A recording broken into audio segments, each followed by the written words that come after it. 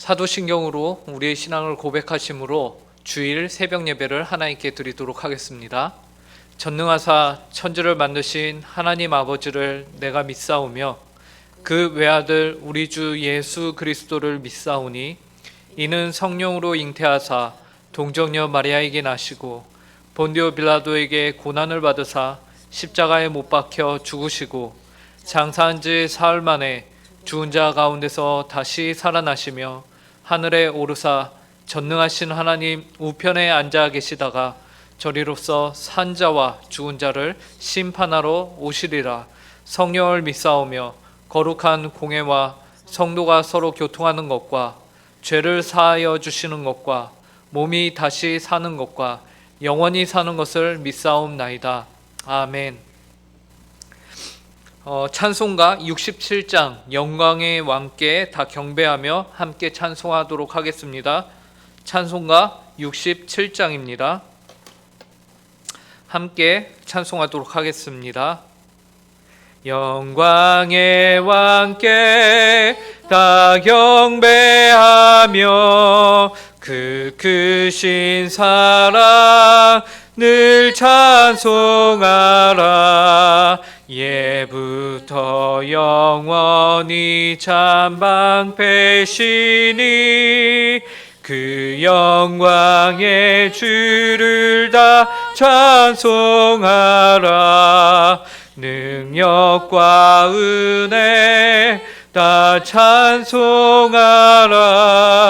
그 옷은 햇빛 그 집은 궁창 그늘의 소리로 주노하시고 폭풍의 날개로 달려가신다. 저 아름답고 놀라운 일이 가득한 이 땅 다 주의 조화 그 힘찬 명령에 더 잡히나니 저 푸른 바다는 옷자락이라.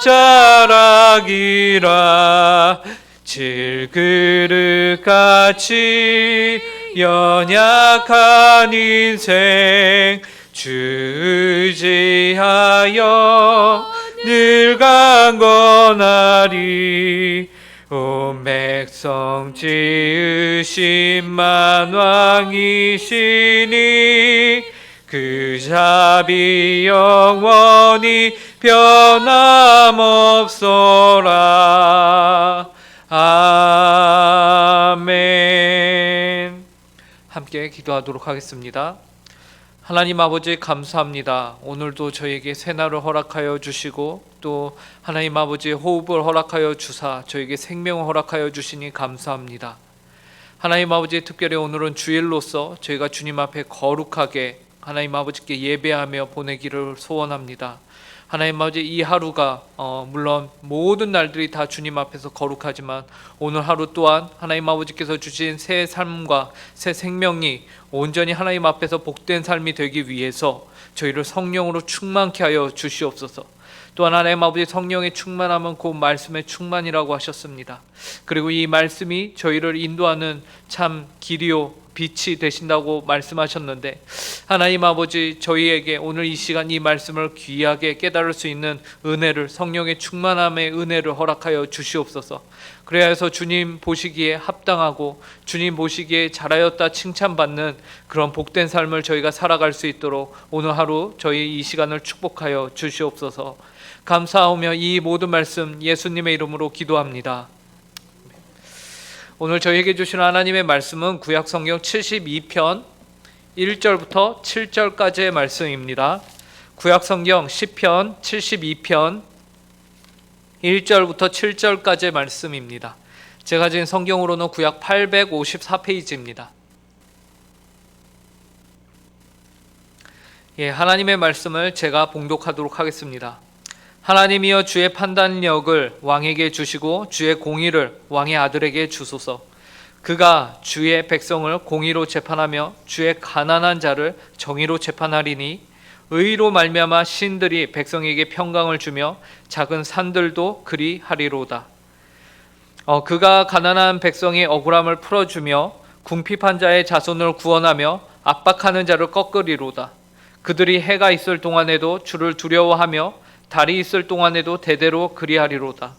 그는 뱀풀 위에 내리는 비같이 땅을 적시는 소낙비같이 내리리니 그의 날에 의인이 흥왕하여 평강의 풍성함이 달이 다할 때까지 이르리로다.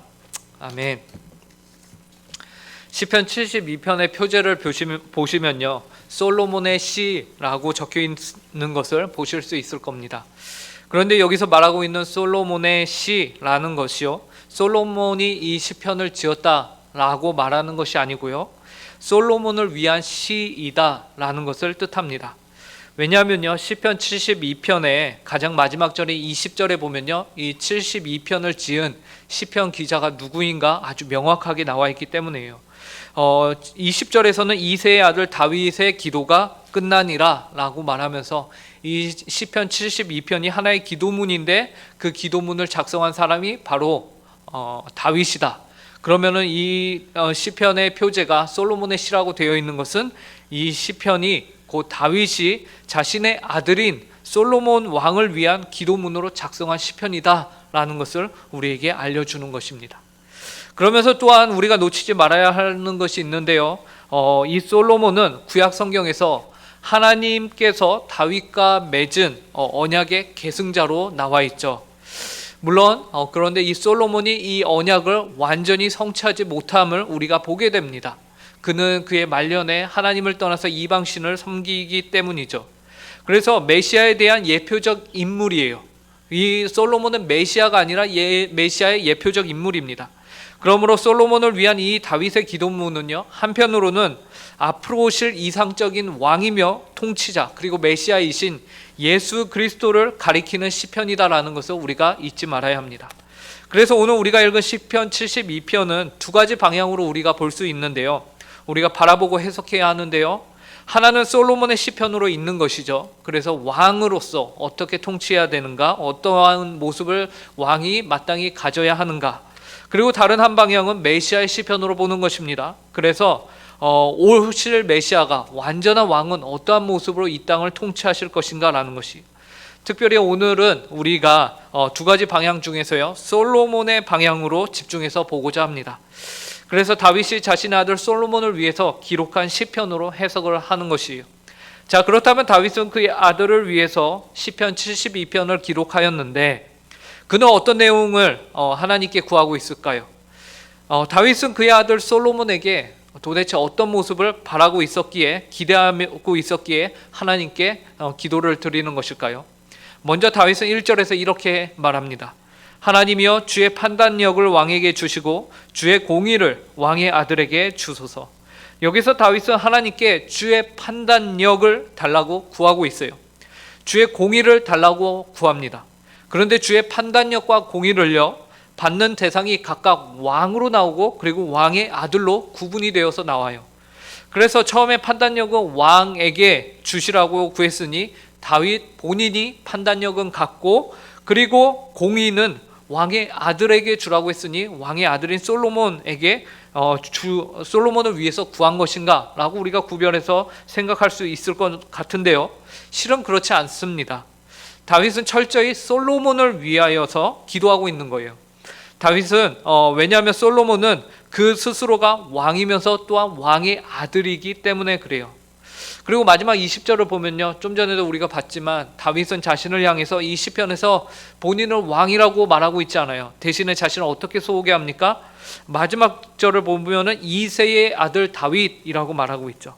그러므로 본문 1절에서 다윗은 솔로몬을 위해서 주의 판단력과 주의 공의 모두 솔로몬을 위해서 구하고 있다라는 것이, 그렇다면 다윗은 자신이 구한 주의 판단력과 공의를 통해서 그의 아들 솔로몬에게 어떤 모습을 기대하고 있는 것일까요?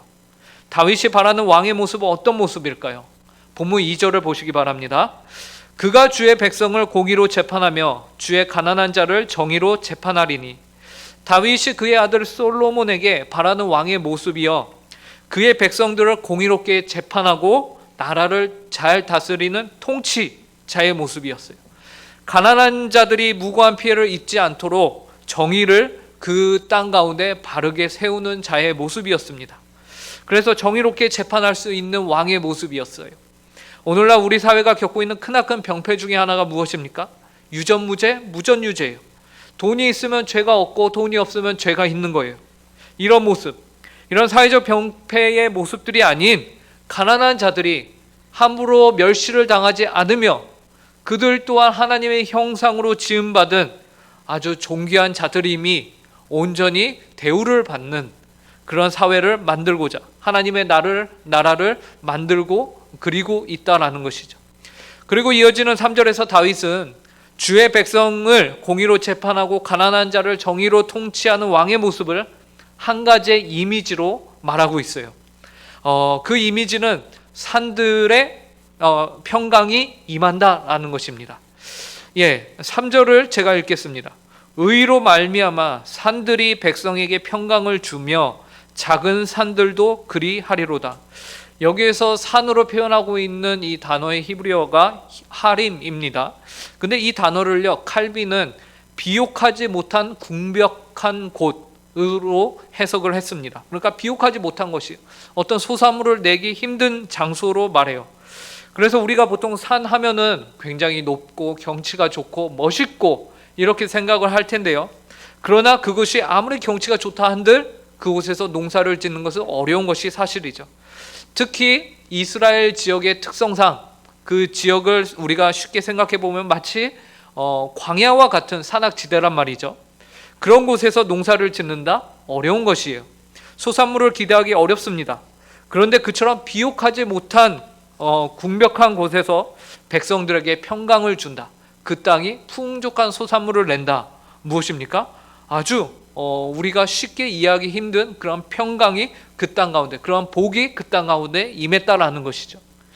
백성들의 형편이 나아지는 모습을, 정말로 하나님의 은혜로서 나아지는 모습을 그리고 있는 것이, 그리고 그 평강의 모습이 4절부터 7절까지 조금 더 구체적으로 드러납니다. 이것을 총 3가지로 정리가 되는데요. 첫째는 가난한 자들을 위하는 모습이 드러나고요. 두 번째는 하나님을 경외하는 모습이 드러납니다.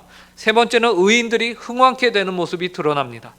먼저는 4절에서 가난한 자들을 위하는 일들이 드러나는데요. 제가 읽겠습니다. 4절이에요. 그가 가난한 백성의 억울함을 풀어주며 궁핍한 자의 자손을 구원하며 압박하는 자를 꺾으리로다. 하나님이 세우신 통치자, 그리고 하나님의 뜻에 합당한 통치자는 가난한 백성의 억울함을 풀어주는 통치자였습니다. 그는 궁핍한 자의 자손을 구원하였습니다. 대신 자신들이 가진 것으로 없는 자들을 힘들게 하고 압박하는 자들을 어떻게 합니까? 꺾으신다라고 말하고 있어요. 꺾었다라고 말하고 있어요. 그래야 모든 백성들이 하나님의 형상답게 존귀하게 한 사람으로 인격적으로 대우를 받는 것이죠. 어떠한 사람이 누구의 노예나 인간으로서 마땅히 누려야 할 존엄성이 훼손되지 않으며 살아갈 수 있도록 만든다라는 것이, 이것이 첫 번째 그 땅에 임하는 평강의 모습이었습니다. 두 번째, 바른 왕의 통치를 통해서 그 땅에 임하는 평강의 구체적인 모습, 두 번째는요, 하나님을 경외하는 모습이 드러납니다. 본문 5절을 보시면요, 그들이 해가 있을 동안에 주를 두려워하며 달이 있을 동안에도 대대로 그리하리로다. 해가 있을 때라는 것은요, 낮 시간을 의미하죠. 그리고 달이 있을 때라는 것은 밤 시간을 의미해요. 그러니까 낮과 밤, 하루 24시간 내내 그 땅에 어떠한 일들이 드러납니까? 하나님을 경외하는 일들이, 하나님을 두려워하는 일들이 드러난다라는 것이요. 하나님을 두려워하는 것이 쉬지 않고 계속해서 이어지는 것이, 통치자들이 바르게 재판하고 다스릴 수 있는 이유를 말해주고 있어요. 그 이유가 무엇입니까? 자신들이 잘나서가 아니에요. 무엇입니까? 여호와 하나님을 두려워하기 때문에 그 모든 것이 가능하다라는 것입니다. 바로 하나님을 하나님으로 아는 거예요. 하나님을 전지전능하시며 공의로우신 거룩하신 분으로 아는 것입니다. 그래서 그분의 주권과 위대하심과 다스리심을 스스로 자각하고 있으며 그 하나님을 두려워함으로써 통치하는 것이, 지금 다윗은 그것을 옳은 통치 아래에서 벌어지는 평강의 모습으로 얘기를 하고 있는 것입니다. 지도자가 그렇게 하나님을 경외함으로 인하여서 그 지도자의 모습을 바라본 모든 백성들 또한 하나님을 경외하게 된다. 하나님을 두려워한다. 언제요? 낮 시간에도 그러고 달이 떠 있는 밤 시간에도 그러하다라는 것입니다. 그래서 성경 역사나 우리가 세계사를 보면요, 하나님을 경외하는 통치자들의 다스리는 그 때는 언제나 모든 국가와 백성들이 다 평강을 누렸음을 우리가 보게 됩니다. 물론 올바른 왕이 다스려도 어려운 때가 있긴 하였죠. 그러나 우리가 확률적으로 봤을 때 훨씬 더 많은 비율을 평강을 다스리는 하나님을 경외하는 자들이 지도자로 있을 때 그 땅이 평강함을 우리가 보게 됩니다. 그러나 하나님을 경외하지 않는 왕들, 국가 지도자들이 섰을 경우에는 어땠습니까? 백성들이 불행합니다. 그들이 억울합니다. 그들이 힘듦을 고소해야 합니다. 하지만 그 고소를 들어주는 것이 또한 없습니다. 고난이 늘 그들과 함께 하였던 것이 역사를 통해서 우리가 보게 되는 자명한 사실이죠. 세 번째, 바른 왕의 통치로 인해서 드러나는 평강의 모습은요, 의인들이 흥왕케 되는 것이에요. 본문 6절과 7절을 보시기 바랍니다. 그는 뱀풀 위에 내리는 비같이 땅을 적시는 소낙비같이 내리리니 그의 날에 의인이 흥왕하여 평강의 풍성함이 달이 다할 때까지 이르리로다. 의인이 흥왕하여 평강의 풍성함이 달이 닿을 때까지 이른대요. 의로운 왕의 통치는 마치 뱀풀 위에 내리는 비 같다라고 말합니다. 여기서 뱀풀이라는 것은 단순히 풀이 이렇게 살짝 베어서 떨어져 나간 것이 아니고요, 그것이 베고 남은 그루터기가 남았다라는 것이에요. 그루터기는 그러나 아직 생명이 있는 존재고요, 그 그루터기에 물이 비가 그리고 소나기 같이 부어졌을 때 그 생명은 더 튼튼한 생명으로 자랄 수 있다라고 말합니다. 그루터기가 풍족한 비를 만나면 더 이전보다 건강하게 자란대요. 이와 같이 의로운 왕의 통치는요, 그의 날에 의인들이 이처럼 흥왕케 될 것임을 우리에게 말해주고 있어요. 평강의 풍성함이 달이 닿을 때까지 있을 것이라 라고 합니다. 이것은 정한 기한이 꽉 찰 때, 그래서 한마디로 영원토록 이러한 풍성함이 넘칠 것임을 우리에게 말해주고 있습니다. 이것이 세 번째 의로운 왕의 통치를 통해서 이 땅에 주어지는 평강입니다. 성도 여러분, 다윗이 자신의 아들 솔로몬을 위해서 이와 같이 기도하였습니다. 하나님, 주의 판단력을 왕에게 주시고 주의 공의를 왕의 아들에게 주시옵소서라고 기도하였습니다. 그리고요, 이 시편이요, 단지 다윗 한 사람에 의해서 이렇게 읽혀지고 쓰여지고 그대로 끝난 것이 아니고요, 이스라엘 백성들에게 성경으로 남아서, 그리고 우리 모든 사람들에게 성경으로 남아서 계속해서 읽혀지고 있다라는 것은 무엇을 뜻합니까? 이 기도가 계속 이어져야 한다라는 것을 우리에게 말해주고 있어요. 우리 또한 다윗이 기도하였던 것과 같이 우리의 지도자들을 위해서 기도해야 합니다. 시편 72편이 그냥 다윗 한 사람으로 끝난 기도문이 아닌 것이에요. 오늘 우리에게도 동일한 책임이 있습니다. 크게는 우리의 국가 지도자들을 위해서 기도해야 하고요, 그들이 사람의 생각과 방법으로 이 나라를 통치하는 것이 아니라 참으로 하나님을 경외함으로 정의와 공의를 실현할 수 있도록, 그래야 억압하는 자들이 꺾임을 당하고 억울한 자들이 그 억울함이 풀릴 수 있도록, 그리고 궁핍한 자들이 그들의 그 형편에서 구원받을 수 있도록 우리가 지도자들을 위해서 기도해야 할 책임이 있다라는 것이, 또한 여러분의 가정의 지도자들을 위해서 가정의 어르신들과 그리고 여러분들의 가정의 가장들을 위해서 여러분들을 기도해야 합니다. 그리고 또한 여러분들이 속해 있는 모든 공동체, 여러분들의 사업장이나 아니면은 여러분들이 계신 그 곳에 지도자들을 위해서 또한 기도해야 합니다. 그리고 우리는 우리의 은곡교회를 위해서도 기도해야 합니다. 교회의 가장 어른인 우리 담임 목사님과 그리고 장로님들의 영적인 권위를 위해서 우리는 날마다 기도해야 합니다. 그래야 해서 하나님의 뜻에 합당한 삶을 우리 모두가 함께 이루어 나갈 수 있도록 우리가 쉬지 않아야 하는 것이죠. 오늘 본문에서 말씀하고 있는 하나님의 평강이 그래야 해서 우리 모든 성도님들의 삶 가운데, 가정 가운데, 직장 가운데 넘쳐나기를 간절히 바랍니다. 함께 기도하겠습니다. 하나님 아버지 감사합니다. 오늘 시편 72편을 통하여서 저희가 마땅히 다윗이 솔로몬 왕을 위하여서 기도하였던 것과 같이 우리 또한 기도해야 함을 우리에게 알려주시니 감사합니다. 하나님 아버지 주님의 공의와 정의가 올바르게 설 수 있도록 하나님의 이 나라를 긍휼히 여겨 주시옵소서. 하나님 아버지 이 나라가 참으로 하나님을 경외하는 나라가 되게 하여 주시옵소서.